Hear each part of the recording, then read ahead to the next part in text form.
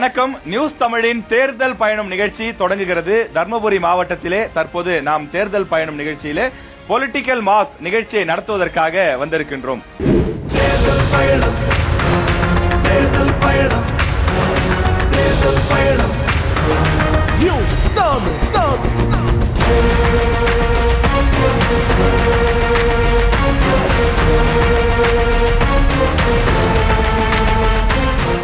முதலிலே நம்முடைய நிகழ்ச்சிக்கு வந்திருக்கக்கூடிய விருந்தினர்களை வரவேற்று நிகழ்ச்சிக்குள் நாம் செல்லலாம். திமுகவிலிருந்து வந்திருக்கக்கூடிய நம்முடைய தர்மபுரியினுடைய நாடாளுமன்ற உறுப்பினர் திரு மணி அவர்களை அன்புடன் நியூஸ் தமிழ் வரவேற்கிறது. அதே போல அதிமுகவிலிருந்து வந்திருக்கக்கூடிய முன்னாள் அமைச்சர் நம்முடைய KP அன்பழகன் அவர்களையும் அன்புடன் நியூஸ் தமிழ் வரவேற்கின்றது.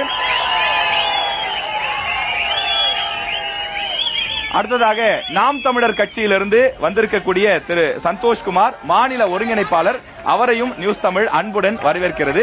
சார், முதல்ல இப்ப நீங்க தொடங்கலாம். தர்மபுரி மாவட்டம் ஒரு பின்தங்கிய மாவட்டம் என்று சொல்லப்படுகிறது. ஆனாலும் இங்கு பல வளர்ச்சிகள் இருக்கின்றது. இந்த வளர்ச்சிக்கு காரணம் திமுக தான் என்றால் எதை சொல்லி நீங்கள் நியாயப்படுத்துவீர்கள்? உங்களுடைய ஆட்சி காலத்திலே தர்மபுரி மாவட்டத்துக்கு கொண்டு வரப்பட்ட நல்ல திட்டங்கள் என்ன? நீங்க பேசலாம் சார். மாண்புமிகு தமிழ்நாட்டினுடைய முதலமைச்சர் அவர்கள் 2021ஆம் ஆண்டு மே மாதம் பதவியேற்றதற்கு முன்பு தர்மபுரி மாவட்டம் கல்வியில் 27வது இடம் இருந்தது என்பதனை தெரிவித்துக் கொள்கின்றேன். இன்றைக்கு எங்களுடைய பின்தங்கிய தர்மபுரி மாவட்டம் கல்வியில் 27ஆம் இடத்தில் இருந்து 7வது இடத்திற்கு வந்திருப்பதற்கு எங்களுடைய முதல்வர் ஒருவரே காரணம். தர்மபுரி வெண்ணாம்பட்டி சாலையில் புதிய ரயில்வே மேம்பாலம் ரூபாய் 38 கோடியில் டெண்டர் விடப்பட்டு இப்பொழுது அந்த பணிகள் நடைபெற்றுக் கொண்டிருக்கிறது. அதனை நாம் முதலில் சொல்வதற்கு காரணம், கிட்டத்தட்ட 50 ஆண்டு காலமாக தொடர் கோரிக்கையாக தர்மபுரி அந்த ரயில்வே சாலைக்கு அந்த புறம் மேற்கு புறம் இருக்கின்ற மக்கள் இந்த பகுதிக்கு வருவதற்கு பெரும் போராட்டத்தை நடத்தி எந்த ஒரு ஆட்சியாளர்களாலும் கொண்டு வர முடியாத ஒரு சாதனை திட்டத்தை எங்களுடைய சாதனை முதலமைச்சர் தொடங்கியிருக்கின்றார்கள். தர்மபுரி மாவட்டத்தில் மாவட்ட ஆட்சியர் அலுவலகம், கூடுதல் மாவட்ட ஆட்சியர் அலுவலகம் 36 கோடி 62 லட்சம் மதிப்பீட்டில் கட்டி இன்றைக்கு அது பயன்பாட்டிற்கு வந்திருக்கின்றது. தர்மபுரி மாவட்டம் அரசு மருத்துவக் கல்லூரி மருத்துவமனை வளாகத்தில் 10 கோடி மதிப்பீட்டில் ஒருங்கிணைந்த அவசர தாய் சேய் சிகிச்சை மைய கட்டிடம் கட்டி முடிக்கப்பட்டு இன்றைக்கு பயன்பாட்டில் இருக்கின்றது. நாங்க மட்டும் என்ன சலைச்சவங்களா? நாங்களும் இங்க நிறைய திட்டங்களை கொண்டு வந்திருக்கேன்ல அப்படின்னு சொல்றதுக்காக அதிமுகவிலிருந்து முன்னாள் அமைச்சர் அவர்கள். ஐயா, நீங்க தொடரலாம். இன்றைக்கு நீங்கள் ஆரம்பிக்கின்ற பொழுதே தருமபுரி மாவட்டம் ஒரு பின்தங்கிய மாவட்டம் என்ற நிலையை நீங்கள் எடுத்து கூறினீர்கள். ஆனால் அது கடந்த காலங்களிலே கன்னியாகுமரி, திருநெல்வேலி மாவட்டத்தில் இருந்து இங்கே ஆசிரியர்களாக பணியாற்றிய காலம் ஒன்று. இதே புரட்சித் தலைவி அம்மா அவர்கள் 2001 ஆட்சி பொறுப்பேற்ற பிறகு பார்த்தோம் என்றால் தருமபுரி மாவட்டத்திலே முழுமையாக 1 கிலோமீட்டருக்கு மிகாமல் ஒரு துவக்கப்பள்ளி, 3 கிலோமீட்டருக்கு மிகாமல் ஒரு நடுநிலைப்பள்ளி, 5 கிலோமீட்டருக்கு மிகாமல் ஒரு உயர்நிலைப்பள்ளி, 8 கிலோமீட்டருக்கு மிகாமல் ஒரு மேல்நிலை பள்ளி என்ற நிலையை உருவாக்கி அதன் அடிப்படையிலே தருமபுரி மாவட்டத்தில் இருக்கின்றவர்கள் பள்ளிக்கு செல்லா பிள்ளைகள் அத்தனை பேருமே பள்ளி கல்வியை கற்க வேண்டும் என்ற எண்ணத்தோடு ஆரம்பித்தார்கள். அதனுடைய தொடர்ச்சியாக 2011 ஆட்சி பொறுப்பேற்ற பிறகு பார்த்தோம் என்றால் அங்கே 14 வகையான பொருட்களை இடைநிற்றலை தவிர்க்க வேண்டும் என்பதற்காக 14 வகையான பொருட்களை அந்த பள்ளிக்கு படிக்கக்கூடிய குழந்தைகளுக்கு வழங்கி இடைநிற்றலை தவிர்த்து அனைவரும் உயர்கல்விக்கு செல்ல வேண்டும் என்ற நிலையை உருவாக்கி தந்தவர் இதை புரட்சி தலைவி அம்மா அவர்களும் எங்கள் எடப்பாடியார் அவர்கள். இன்றைக்கு போட்டித் தேர்விலே பார்த்தீர்கள் என்றால் தருமபுரி மாவட்டத்தை சார்ந்தவர்கள் எந்த நிகழ்வுகளாலும் நீங்க எடுத்து பார்க்கலாம். போட்டித் தேர்விலே அதிகப்படியானவர்கள் தேர்வாகி இன்றைக்கு பணிக்கு செல்லக்கூடிய வாய்ப்பு உருவாக்கப்பட்டிருக்கிறது. இதற்கு வித்திட்டவர் புரட்சி தலைவி அம்மா அவர்களும் அண்ணன் எடப்பாடியார் அவர்களும். நாம் தமிழர் கட்சி இப்ப பாத்தீங்கன்னா திமுக அதிமுக போட்டி நிறைய விஷயங்கள் செஞ்சிருக்காங்க. நாம் தமிழர் கட்சி இன்னும் ஆட்சிக்கு வரவில்லை. ஆனாலும் நீங்கள் 16 ஆண்டு காலமாக கட்சி ஆரம்பித்து தொடர்ந்து பல்வேறு பணிகளை செஞ்சுக்கிட்டு இருக்கீங்க. நாம் தமிழர் கட்சியால் தர்மபுரி மாவட்டம் வளர்ச்சி அடைந்திருக்கிறது அல்லது நாம் தமிழர் கட்சியால் தர்மபுரி மாவட்டம் பெற்றது என்ன அப்படின்னு கேட்டா நீங்க என்ன சொல்வீங்க? 8 வழிச்சாலை பிரச்சனைக்கு எங்க நாம் தமிழர் கட்சி சார்பாக தான் பெரும் எதிர்ப்பு தெரிவித்தோம். அந்த வழியில் இருக்கிற மக்கள் எல்லாமே பாதிக்கப்படுறாங்க. மலைகள், இயற்கை வளங்கள் எல்லாம் சூறையாடப்படுது. இது நம்மளுக்கு ஒரு தேவையில்லாத திட்டம்னு சொல்லிட்டு நாம் தமிழர் கட்சி சார்பாக முன்னெடுத்து அதை நிறுத்தியிருக்கிறோம். அடுத்ததாக முதல் சுற்று நிறைவடைந்த காரணத்தினால 2வது சுற்று தொடங்குகிறோம். நம்முடைய தமிழக முதலமைச்சர் அப்போதைய எதிர்க்கட்சி தலைவர் 2021 இதே மார்ச் மாசம் நம்ம தர்மபுரியில ஒரு பிரச்சாரம் பண்றாரு. பாலக்கோடு சாருடைய தொகுதின்னு நினைக்கிறேன், பாலக்கோடு பகுதியில அரசு மகளிர் கலை அறிவியல் கல்லூரி அமைக்கப்படும் அப்படின்னு முதலமைச்சர் சொல்லியிருந்தாரு. அது வந்துருச்சுங்களா ஐயா? ஏற்கனவே அந்த பகுதியில் அரசு மகளிர் கலை அறிவியல் கல்லூரி இருக்கின்றது. மீண்டும் மீண்டும் ஒரு முறை இன்னும் அந்த இடத்தில் கல்லூரி கொண்டு வந்தால் கல்லூரியில் சேருவதற்கு மாணவர்கள் இருக்க மாட்டார்கள். எந்தெந்த இடங்களில் என்னென்ன கொண்டு வர வேண்டும் என்பது முந்தைய ஆட்சியாளர் கொண்டு வந்தால் அதன் தொடர்ச்சியை இன்றைய ஆட்சியில் வருகின்றவர்கள் கடைபிடிப்பது மரபு. எங்களுடைய ஆட்சியை பொறுத்தவரையில் முந்தைய ஆட்சியில் கொண்டு வரப்பட்ட எந்த திட்டமாக இருந்தாலும் சரி எங்களுடைய தலைவர் முதலமைச்சர் கிடைப்பில் போடுவதில்லை. அதே போல நீங்கள் கேட்கின்ற கேள்விக்கு நாம் பதில் சொல்கிறோம். நீங்கள் அந்த பகுதிக்கு இன்னொரு கலை அறிவியல் கல்லூரி கொண்டு வர வேண்டிய அவசியம் இல்லை. அந்த பகுதிக்கு இன்னொரு கலை அறிவியல் கல்லூரி கொண்டு வர வேண்டிய அவசியம் இல்லை. அதே பாலக்கோடு பகுதியில தக்காளி கூழ் தயாரிக்கும் தொழிற்சாலை கொண்டு வரப்படும் சொன்னாங்க. தக்காளி கூழ் தொழிற்சாலை கொண்டு வரப்படும் என்று சொல்லி இருந்தாலும் கூட அதனுடைய தொடர்ச்சியாக பாலக்கோட்டிலேயே தக்காளி அரசு சார்பில் ஒரு கிடங்கு அமைக்கப்பட்டிருக்கிறது. மிக விரைவில் மக்களுடைய பயன்பாட்டிற்கு வரவிருக்கின்றது. பாலக்கோடு பேரூராட்சியில பாதாள சாக்கடை திட்டம் கொண்டு வரப்படும் சொல்லியிருந்தோம், ஆனா அது கொண்டு வரல இன்னும். அதே மாதிரி ஒகேனக்கல் கூட்டு குடிநீர் திட்டம் அது இன்னும் முழுமை பெறல. அன்றைய மக்களுடைய ஜனத்தொகை வேறு, இன்றைய மக்களுடைய ஜனத்தொகை வேறு. அதனை கணக்கில் கொண்டு இன்றைக்கு ஏறத்தாழ 9,000 கோடி ரூபாய் திட்ட மதிப்பீட்டில் ஒகேனக்கல் 2வது கூட்டு குடிநீர் திட்டம் மிக விரைவில் வரவிருக்கின்றது. அரசாணை போட்டிருக்காங்க, நானும் பார்த்த வரதுக்கு முன்னாடி. ஆனா என்னன்னா 2021ல சொன்னாங்க கொண்டு வரணும்னு சொல்லி. அதுக்கு விளக்கம் 5 வருஷமா கொண்டு வராம தமிழ்நாடு அரசினுடைய பங்களிப்பு 50%, நிதி நிறுவனங்களுக்கு பெறக்கூடிய கடன் தொகை பங்களிப்பு 50%. தமிழ்நாடு அரசாங்கம் அதுக்குண்டான நிதியினை கொடுத்து விட்டது. அடுத்த கட்டமாக அந்த நிதியினை பெற்ற பிறகு மிக விரைவில் அந்த பணிகள் துவங்கப்படும் என்பதை உங்களின் வாயிலாக தெரிவித்துக் கொள்கின்றேன். சரி, ஓகே. இது எல்லாத்தையும் தாண்டி தர்மபுரி மாவட்ட மக்களுக்கான மிக முக்கியமான ஒரு கேள்வி. நம்ம ஏற்கனவே பின்தங்கிய மாவட்டம் சொன்னப்ப ஐயா கூட இல்ல அப்படிலாம் இல்ல அப்படின்னு சொல்லி சொன்னாங்க. ஆனா தர்மபுரி மாவட்டத்திற்கு ஷிப்காட் கொண்டு வர வேண்டும் அப்படிங்கிறது கிட்டத்தட்ட ஒரு 20 ஆண்டு கால கோரிக்கை. நம்ம இந்த 20 ஆண்டு காலத்துல பல முறை திமுக ஆட்சி செய்திருக்கிறது. ஷிப்காட் இதுவரைக்கும் கொண்டு வரப்படல. ஏன் கொண்டு வரப்படவில்லையா? கேள்வி தவறான கேள்வி. இல்ல, இப்பதான் பூமி பூஜை போட்டுருக்கீங்க. இல்ல, உங்களுடைய கேள்வி நீங்க வைத்த கேள்வியே தவறான கேள்வி. நீங்கள் வைத்த கேள்வியே தவறான கேள்வி. உங்களுடைய கேள்வியை ஏற்றுக்கொள்ள மாட்டேன். உங்களுடைய கேள்வி தவறான கேள்வி. அப்ப தர்மபுரியில ஷிப்காட் இருக்குன்னு ஷிப்காட் கொண்டு வந்தாச்சு. 1733 ஏக்கர் நிலம் கையகப்படுத்தப்பட்டது. திராவிட முன்னேற்ற கழகத்தினுடைய ஆட்சி காலத்தில் கொண்டு வரப்பட்டது. திராவிட முன்னேற்ற கழகத்துடைய ஆட்சியில் கொண்டு வரப்பட்டது. அதற்கு பின்பு வந்த ஆட்சியாளர்கள் அந்த திட்டம் கைவிடப்பட்டது, கிடப்பிலை போடப்பட்டது. இன்றைக்கு மாண்புமிகு தமிழ்நாட்டுடைய முதலமைச்சர் ஆட்சி பொறுப்பினை ஏற்றவுடன் அதற்கான திட்டப்பணிகளை துவங்கி இன்றைக்கு உள்வட்ட சாலைகள் அமைக்கும் முடிக்கப்பட்டு இருக்குது. அடுத்தபடியாக வெளிச்சுவர்கள் எல்லாம் முடிக்கப்பட்டிருக்கிறது. அதற்குண்டான பிரதான சாலைகள் எல்லாம் போடப்பட்டிருக்கிறது. சிப்காட்டிற்கான நிர்வாக அலுவலகம் கட்டி முடிக்கப்பட்டிருக்கிறது.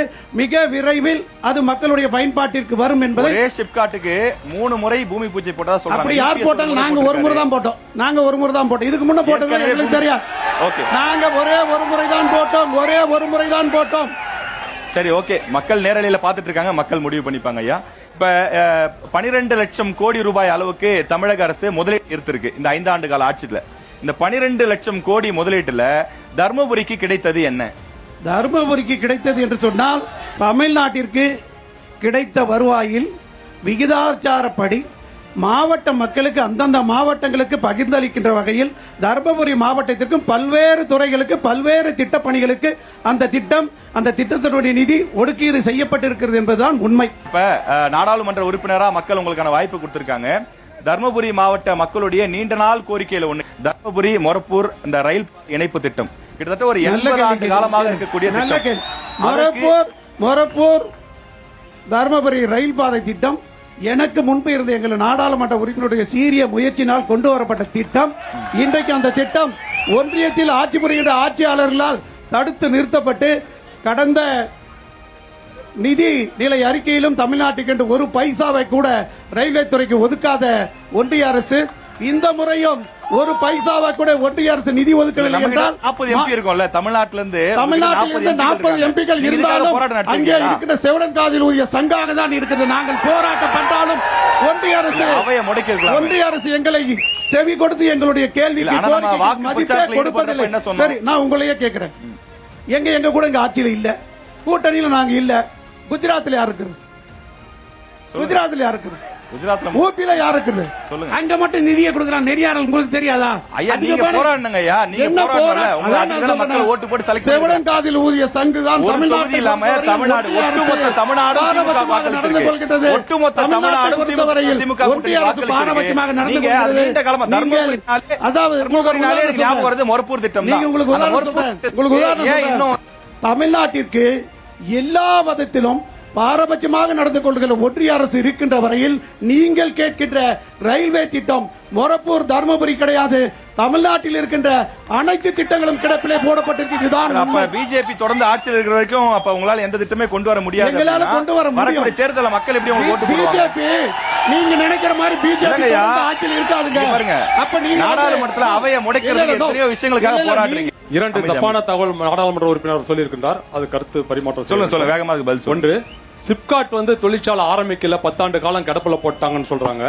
அந்த சிப்காட் இதே தெய்வம் புரட்சித் தலைவி அம்மா அவர்கள் 2011 ஆட்சி பொறுப்பேற்ற பிறகு 1733 ஏக்கர் அல்ல, 1783 ஏக்கர், அதில் 1233 ஏக்கர் அரசு நிலம், 550 ஏக்கர் பட்டா நிலம். அந்த 550 ஏக்கர் பட்டா நிலத்தை கையகப்படுத்துவதற்கு காலதாமதமானது.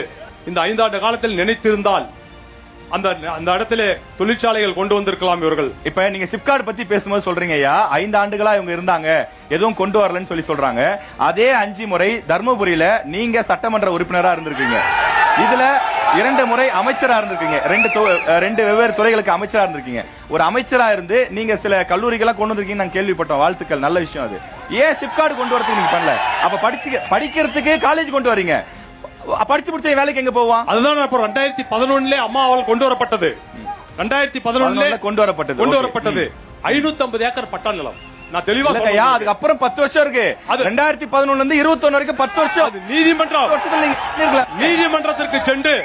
நீதிமன்றத்துக்கு சென்று அந்த பட்டா நிலத்துக்காரரை கையகப்படுத்துவதற்கு கடைசியில் கூட பாத்தீங்கன்னா, கடைசி ஆட்சி மாற்றம் வருகின்ற பொழுது முன்னால் கூட உள்ளார நுழையக்கூடிய இடத்துல இருக்கின்றவங்க ஒற்று வரவில்லை.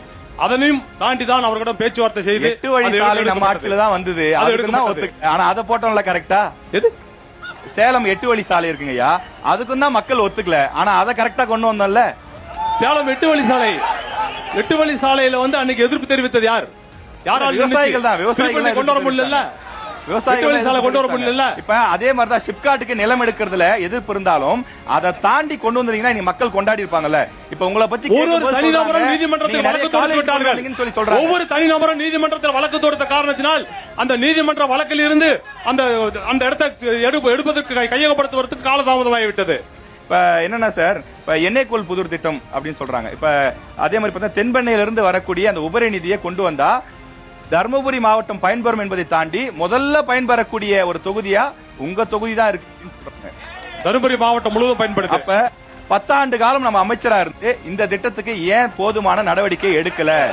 கடந்த 2021 தேர்தலுக்கு முன்பாக இன்றைய முதலமைச்சர் அன்று எதிர்க்கட்சி தலைவர் அதே தூள்சிட்டி ஏரியில் கொண்டு அன்றைக்கு மீட்டிங் போட்டு கிராம சபை 10 ஆண்டு காலத்தில் இந்த ஆட்சி செய்யல, நான் முதலமைச்சராக பொறுப்பேற்றால் உடனடியாக இந்த திட்டத்தை நிறைவேற்றுவேன் சொன்னார்.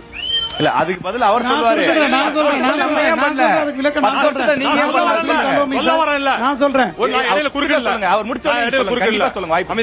எங்களுடைய முதலமைச்சராக இருந்த அண்ணன் எடப்பாடியார் அவர்கள் 3 நீர் மேலாண்மை திட்டத்திற்காக நிதி ஒதுக்கி தந்தார். ஆட்சி மாற்றம் வந்த பிறகு 5 ஆண்டு காலம் அந்த திட்டத்தை ஏன் நிறைவேற்றவில்லை என்ற கேள்வியை நீங்க அவங்க கிட்ட தான். ஐயா அது ஓகேங்க ஐயா, இந்த விஷயத்துக்கு நம்ம போதுமான நடவடிக்கை எடுக்கணும். மக்களுடைய குற்றச்சாட்டு, அந்த குற்றச்சாட்டு நடவடிக்கை எடுத்ததுனால தானே பணியை முடிச்சிருந்தீங்கன்னா தொகுதி உங்க தொகுதி விவசாயிகள் பாலக்கோடு தொகுதி மட்டும் இல்ல, அதே போலதான் கிருஷ்ணகிரி வலதுபுற கால்வாய் நீட்டித்திருந்த திட்டத்தின் மூலமாக திண்டல் ஏரி திட்டம் 34 ஏரிக்கு தண்ணி வரக்கூடிய திட்டம். அந்த திட்டம் இதே புரட்சி தலைவி அம்மாவிடம் கோரிக்கை வைத்தவுடன் எடுத்து அந்த திட்டத்தை நிறைவேற்றப்பட்டிருக்கிறது. ஐயா சொன்னாரு எண்ணெய்கால் புதூர் கால்வாய் திட்டம். ஐயா இப்போ ஒரு திட்டத்துக்கு என்ன சொன்னாரு, குறைஞ்சபட்சம் 12 மாசம், அதிகபட்சம் 18 மாசம். ஐயா 2001 முதல் முறையா சட்டமன்றத்துக்கு போறாரு. அப்ப அறிவிச்ச திட்டம் அது. ஐயா வந்து முதல்ல 2001 வந்து சட்டமன்றத்துக்கு போறாரு. அப்ப அறிவிச்ச திட்டம் இன்னைக்கு எவ்வளவு நாள் ஆகுது? ஐயா தொடர்ந்து 25 வருஷமா ஆட்சியில் இருக்காரு, பதவியில் இருக்காரு. இல்ல அது இடையில என்னென்ன திட்டம் கொண்டு வந்தோன்றதையும் அவர் சொல்லி விவசாயங்க நீரின்றே அமையாத உலகு, வானின்றே நாம அமையாத உங்ககிட்ட உலகு. கேட்ட கேள்வி நீர் இல்லைன்னா எதுவுமே இல்லைங்க. திராவிட கட்சிகளா இருக்கக்கூடியவர்கள் கொள்கை ரீதியா நீங்க வந்து வேறுபட்டு எதிர்த்தாலும் கூட அனைவரிடமும் நட்பு பாராட்டுறீங்க. இப்ப இபிஎஸ் அவர்களை வந்து எங்க சித்தப்பா அப்படின்னு சொல்லி சீமான் அவர்கள் குறிப்பிடுறாரு. ஆமா. அதே மாதிரி திமுகவில் இருக்கக்கூடிய துணை முதலமைச்சர் உதயநிதி ஸ்டாலின் எல்லாரையும் பேசும்போது அன்போடு தான் பேசுறாரு, உறவாடுறாரு. அப்படி இருக்கிறப்ப நீங்க கூட்டணி வைக்கிறதுல என்ன பிரச்சனை? ஏன்னா தொடர்ந்து நீங்க தனியா நிக்கிறப்ப ஒரு மாதிரி அது டயர்ட் ஆகலையா? நீங்க எவ்வளவு நாள் தான் முச்சந்தில நின்னு கத்திட்டு இருப்பீங்க? எப்போ உங்களுடைய குரல் சட்டமன்றத்தில் எதிரொலிக்கிறது? இவ்வளவு நாள் வந்து மக்கள் பிரச்சனை கையில் எடுத்து ஒவ்வொரு பிரச்சனைக்கும் நாம் தமிழர் கட்சி டூட நிச்சிருக்கு. இப்போ வந்து மக்களுக்கே புரிஞ்சிடுச்சு நாம் தமிழர் கட்சி மட்டும்தான் சரியானவர்கள். திராவிட கட்சிகள் வந்து வெறும் வாக்குறுதி மட்டும்தான் கொடுக்கும், வெறும் வாக்குறுதி மட்டும்தான் கொடுக்கும். 520 வாக்குறுதி கொடுத்திருக்காங்க. எப்படி நிறைவேற்றிருக்காங்க தெரியுமா? இப்போ நீங்க வந்து 10ஆம் கிளாஸ் பரீட்சை எழுத போனா கேள்விக்கு வந்து 2 மார்க் 1 மார்க் போடுவாங்கல்ல, அந்த மாதிரி தான் டிக் பண்ணிட்டு போகணும் அவங்க நிறைவேற்றிருக்கிற திட்டங்களை. இப்போ எல்லாமே திட்டம் நிறைவேற்றல. அதுல வந்து மக்களுக்கு வந்து இப்போ தெளிவா புரிஞ்சிருச்சு. இவங்க மாறி மாறி சொல்லுவாங்க. இப்போ உதாரணத்துக்கு பாத்தீங்கன்னா 2021 தேர்தல் நாங்க ஆட்சிக்கு வந்த உடனே மது ஒழிப்பு கொண்டு வருவோம். 2021 சொல்லி அறிவிச்சாரா? 21 அறிவிக்கல, 16 தான் வாக்குறுதி கொடுத்தாங்க. 21 சகோதரர் ஒரு குற்றச்சாட்டை வைத்தார். அதேபோல் மதிப்பிற்குரிய மாண்புமிகு சட்டமன்ற உறுப்பினர் ஒரு கேள்வியை எழுப்பினார். தருமபுரி நகராட்சியில் இருக்கின்ற பேருந்து நிலையம் வெளியில் கொண்டு வரப்பட்டதற்கு மறைந்த முன்னாள் தமிழ்நாட்டினுடைய முதலமைச்சர் அம்மையார் அவர்களுடைய ஆட்சி காலத்தில் 2014-15 ஆண்டில் நகராட்சி நிர்வாகம் மற்றும் குடிநீர் வழங்கல் துறை சார்பில் மானிய கோரிக்கையில் சட்டப்பேரவையில் நிறைவேற்றப்பட்டது. இப்போ தர்மபுரி நகராட்சியில் இருக்கிற புதிய பேருந்து நிலையம் வெளியே போச்சுன்னு நிறைய பேர் போராடுறாங்க. அந்த போராட்டத்திற்கும் திராவிட முன்னேற்ற கழகத்திற்கும் இந்த ஆட்சிக்கும் எந்த சம்பந்தம் இல்லை என்பதை பதிவு செய்கிறேன். மாண்புமிகு நாடாளுமன்ற ஒரு வழக்கறிஞர் எல்லா கதையும் சொன்னாரு. நான் கேட்கறது 2 கேள்வி. சொல்லுங்க. தருமபுரி நகரப்பகுதி விரிவாக்கம் செய்ய வேண்டும் என்பதற்காக பேருந்து நிலையம் அங்கு செல்ல வேண்டும் என்று சொன்னது உண்மைதான். ஆனால் பொதுமக்களும் இன்றைக்கு தருமபுரி நகரத்தில் இருக்கக்கூடிய பேருந்து நிலையத்தில் வைத்திருக்கின்ற வியாபாரிகளும் எந்த விதத்திலும் பாதிக்க கூடாது என்று ஒரு அரசாணை, அந்த அரசாணையிலே கூடுதல் பேருந்து நிலையம் என்றுதான் அந்த புதிய பேருந்து நிலையத்தை அறிவிக்கப்பட்டது. கூடுதல் பேருந்து நிலையம் தான். வியாபாரிகள் வந்து எங்கிட்ட கேட்ட கோரிக்கைக்கு காலையில கோரிக்கை வச்சாங்க, சாயந்தரமா நிறைவேற்றி பாதி பஸ் அதே பேருந்து நிலையத்தில் கொண்டு வந்தது நான் தான். பாதி பேருந்து நிலையம் ஆட்சியோட உட்கார்ந்து கலந்து ஆலோசித்து சட்டமன்ற உறுப்பினர் மாவட்ட ஆட்சியர் எல்லாரும் கொண்டு வந்து பாதி பேருந்து சொல்லுங்க 3 பக்கம் அவங்க ஆட்சியர் போட்டது அனைத்து அண்ணா திராவிட முன்னேற்ற கழகத்துடைய ஆட்சியில நகராட்சி நிர்வாகம் இருந்தது. அதைத்தான் நான் படித்தேன். நான் ஒன்றும் தவறாக படிக்கவில்லை. இல்ல. நாடாளுமன்ற உறுப்பினருக்கு இன்னொரு கேள்வி. மாவட்ட ஆட்சித்தலைவர் அதே மாதிரி மாவட்ட கண்காணிப்பு ஆய்வாளர் மொத்த அரசு அலுவலர்கள் எல்லாம் சேர்ந்து உட்காந்து ஒரு மீட்டிங் போட்டாங்க. பஸ் ஸ்டாண்ட்ல இருக்கிறவங்க போராட்டம், நாங்கெல்லாம் போராட்டம் பண்ண பின்னாடி மீட்டிங் போட்டுட்டு பாதி பஸ் வருதுன்னு சொன்னார்ல, பாதி பஸ் வருதுன்னு சொன்னவரு மக்கள் மீதும்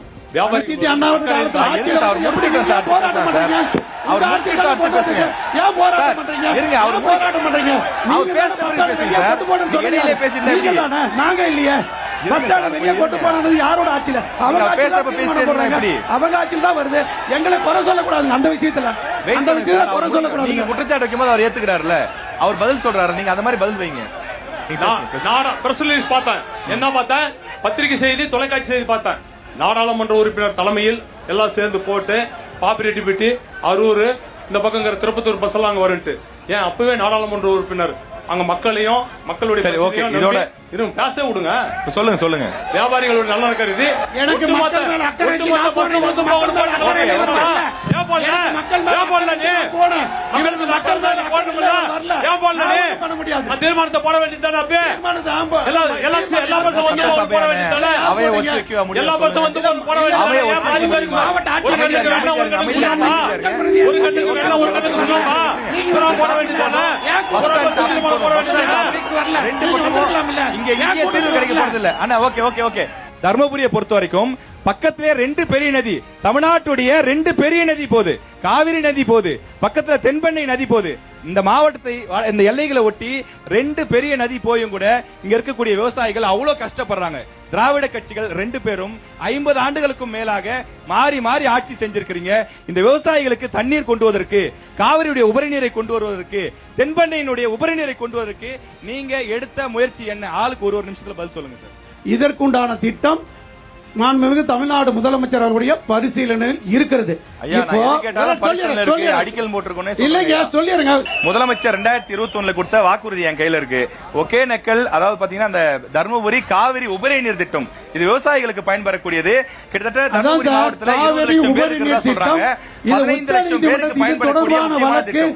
இது தொடர்பான வழக்கு உச்ச நீதிமன்றத்தில் நிலுவையில் இருக்கின்ற காரணத்தினால் அண்ணா வழக்கறிஞர்ங்கிறதுனால எல்லாத்துக்கும் நீதிமன்றத்தை தொட்டு காமிச்சு. அப்ப நான் சொல்றது பொய்னா, நான் சொல்றதுல உண்மை இல்லை என்றால் நீங்கள் எனக்கு கால அவகாசம் கொடு. நாளை காலை உங்களுக்கு அந்த உத்தரவை மறுக்கல.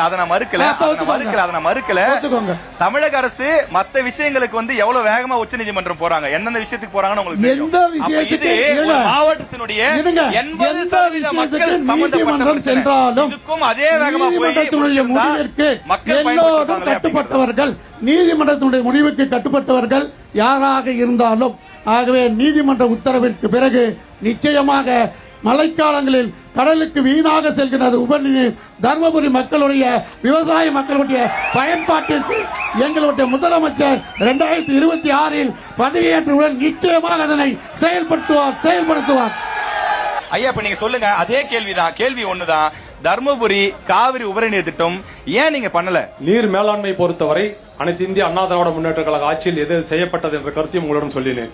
மேலும் 600 கோடி ரூபாய் நிதி ஒதுக்கி 3 திட்டங்களுக்கு செயல்படுத்தவில்லை, காலதாமதமாக 5 ஆண்டு காலம் காலத்தை கடத்தி விட்டார்கள் என்று சொன்னேன். அந்த திட்டமும் 2026 அண்ணன் எடப்பாடியார் முதலமைச்சராக பொறுப்பேற்றவுடன் அந்த திட்டம் நிறைவேற்றப்படும். அனைத்து கட்சியினுடைய நிர்வாகிகள், முக்கியமான இங்க வந்திருக்கக்கூடிய விருந்தினர்கள் உட்பட அனைவருக்கும் நியூஸ் தமிழ் தொலைக்காட்சி மனமார்ந்த நன்றியை தெரிவித்துக் கொள்கின்றது. We'll be right back.